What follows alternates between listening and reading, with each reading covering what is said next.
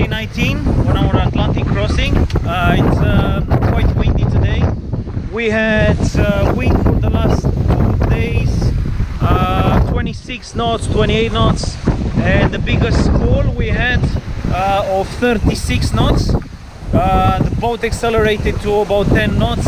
Everything was shaking. I tried to reef in. Well, I did reef in time. I saw it coming.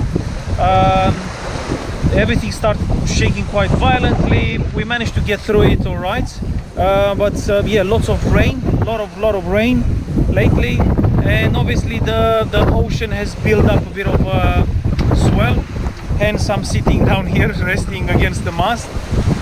It's very difficult to cook, walk, read, or yeah, pretty much do anything that requires you to move around the boat.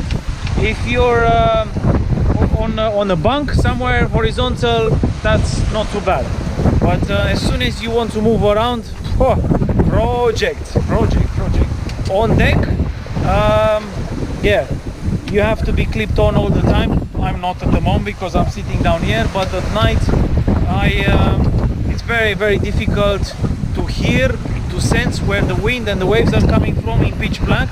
And yeah, it's all fun, it's all good. We've got 430 miles to go, which is not a lot.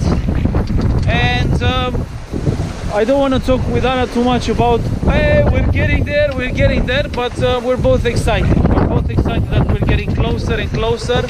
And it's one of these things.